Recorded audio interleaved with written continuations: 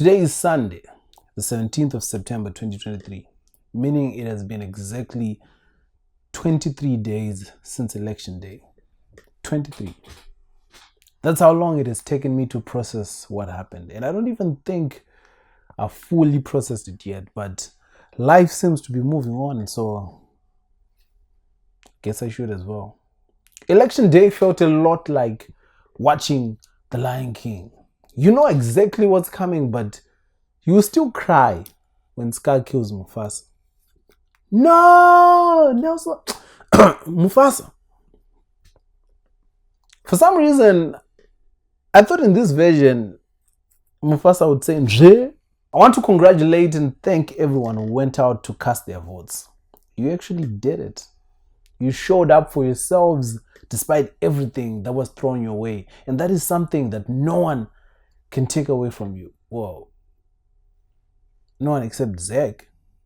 So much has happened since election day. Things actually feel like they've been on fast forward. The president has been inaugurated. Councilors and MPs have been sworn in. We even have a new cabinet. I say new because it's not really new, is it? It's new the same way yemubhero is new. New to you. Even chikomana kembo chakadzoka. So what does this mean for all our unanswered questions? What really happened on election day? Questions about whether we could have done more. What is happening now? And more importantly, what does this all mean for the next 5 years? I too want to know. Let's see if we can find some answers. Ladies and gentlemen, war vets and unfocused youth, welcome to another episode of Propaganda with Kandoro.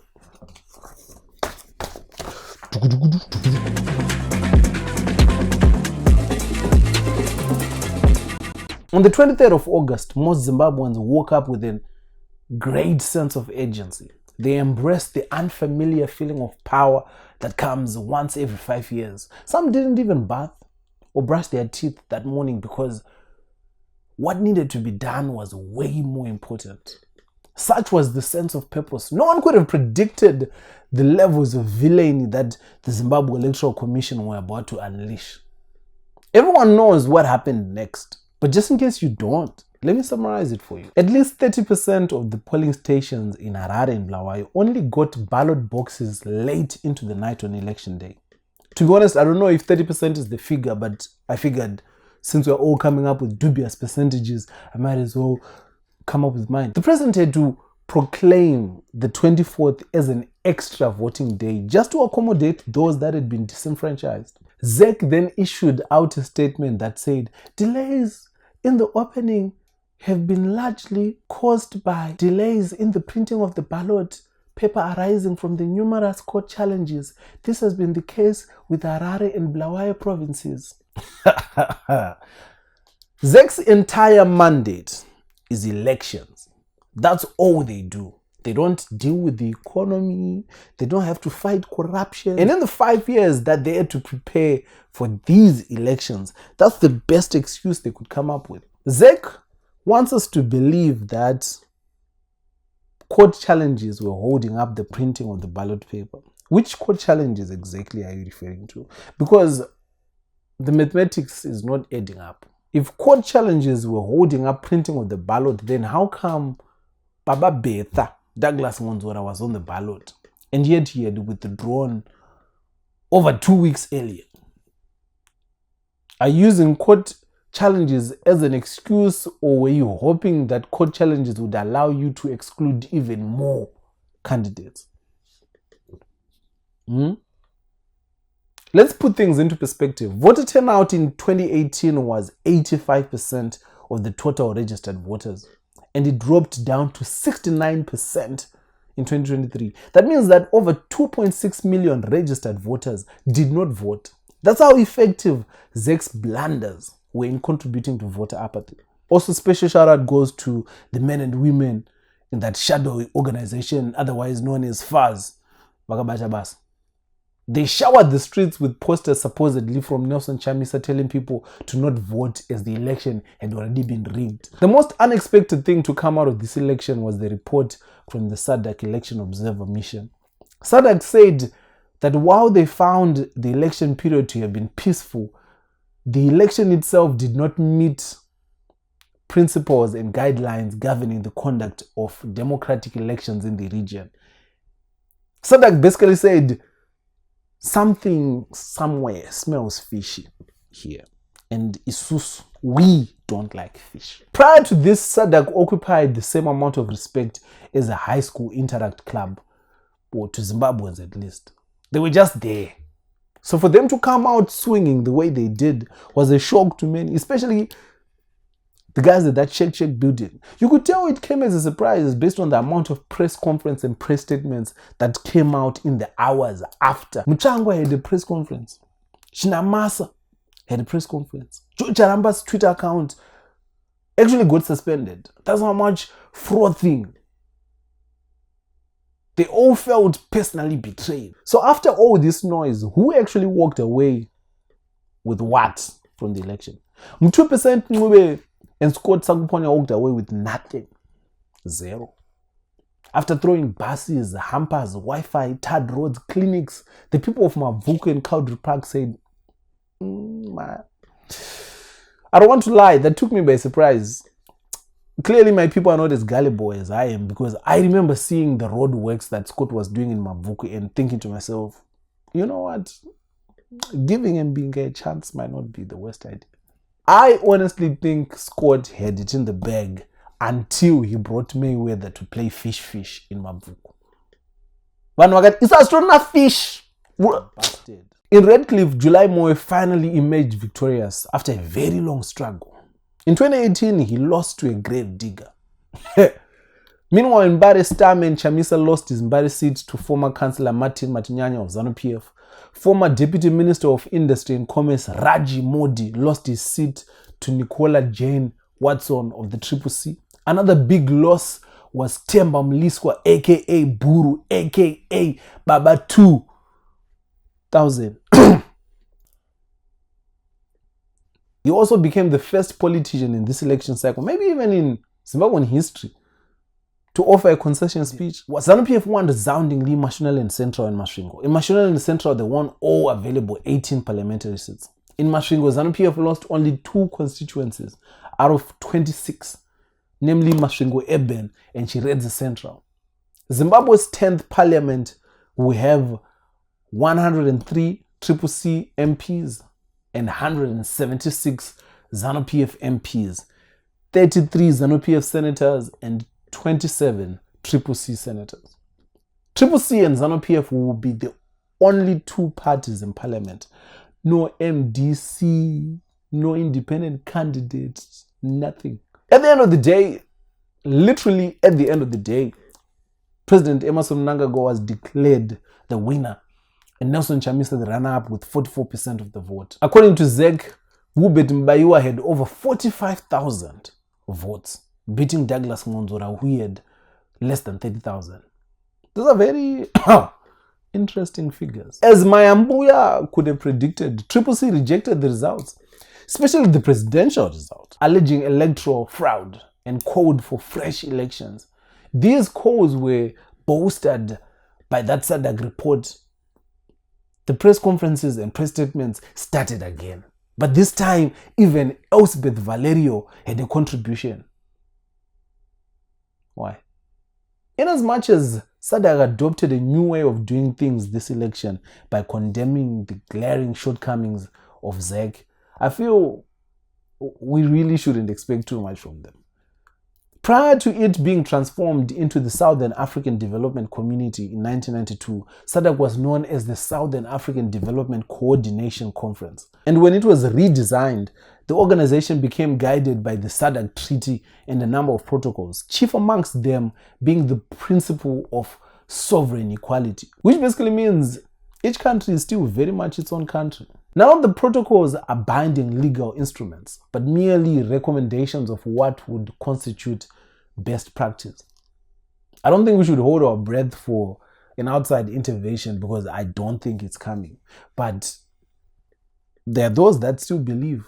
I guess time and Nick Mangwana will tell. Now that the election has seemingly come and gone, what's next?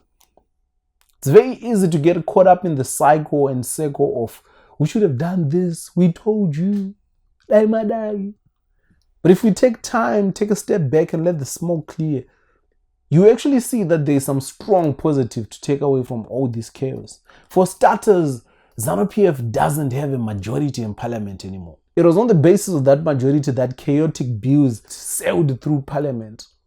That's no more, and that's a big win. From time to time, you hear His Excellency saying, 2030. That's not just catchy rhetoric. That's a statement of intent. In 2021, Vice President Chiwenga said the party was considering giving President Mnangagwa a life presidency. His exact words were, ZANU-PF will rule forever, and if they dare, we will amend the law and say we want President Mnangagwa forever. He said this in Beitbridge while launching, I can't remember what.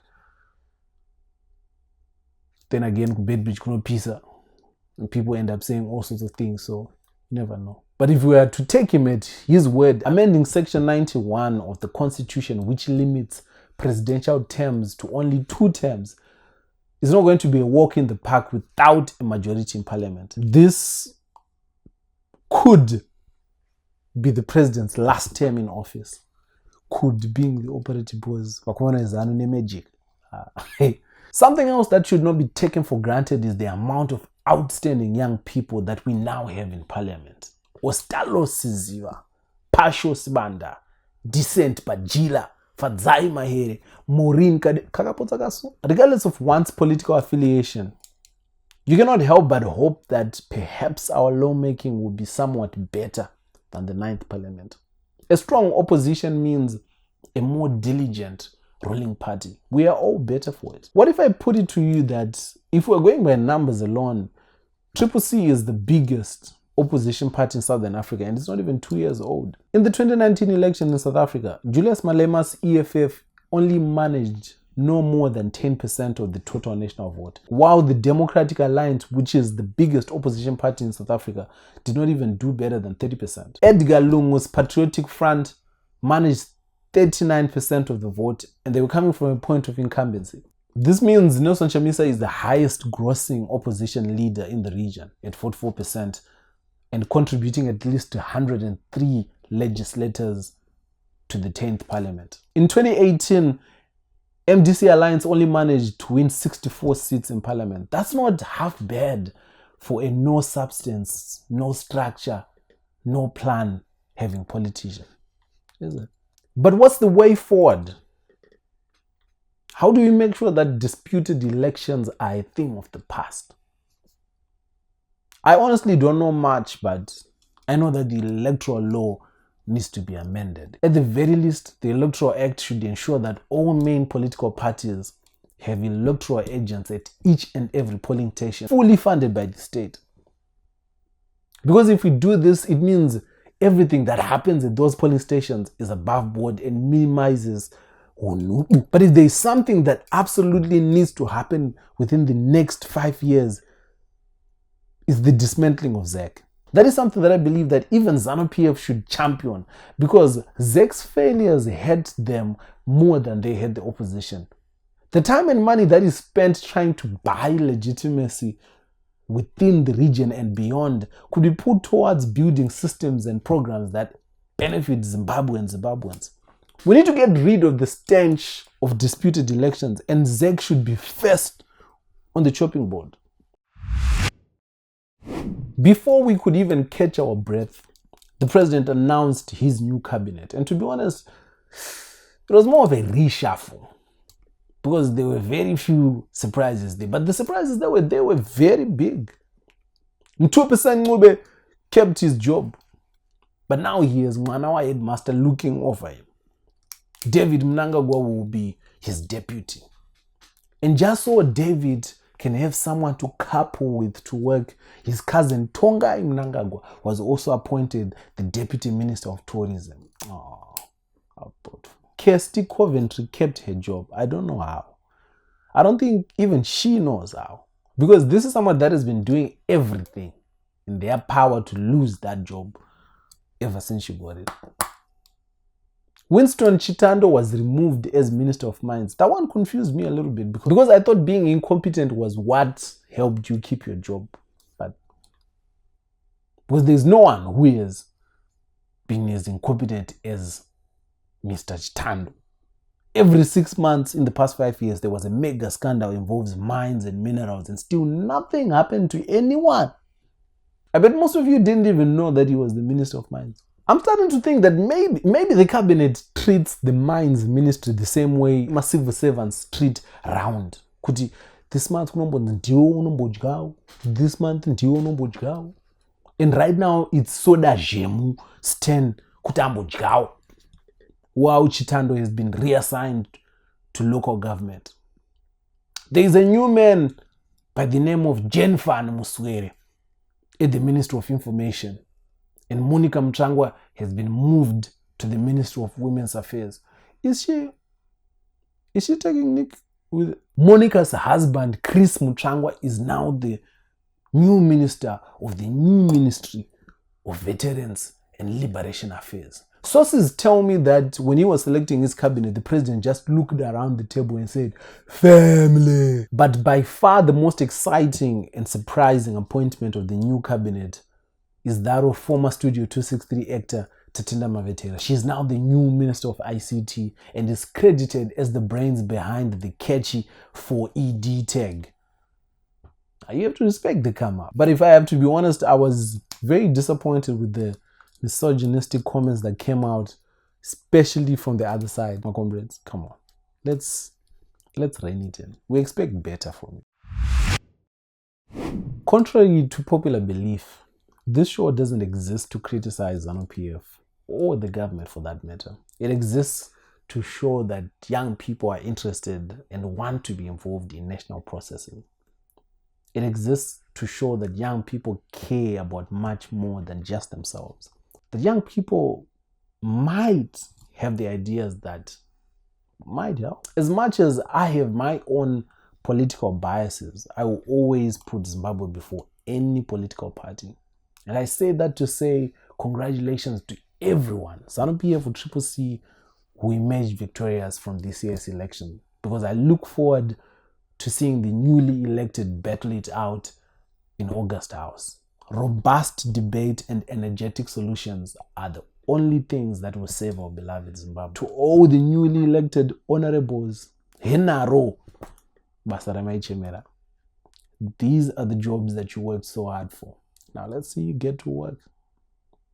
All the best, Zimbabwe, and I hope the next 5 years will be as prosperous as they will be interesting, because they will be interesting. Either way, you guys are stubborn. See you guys next week.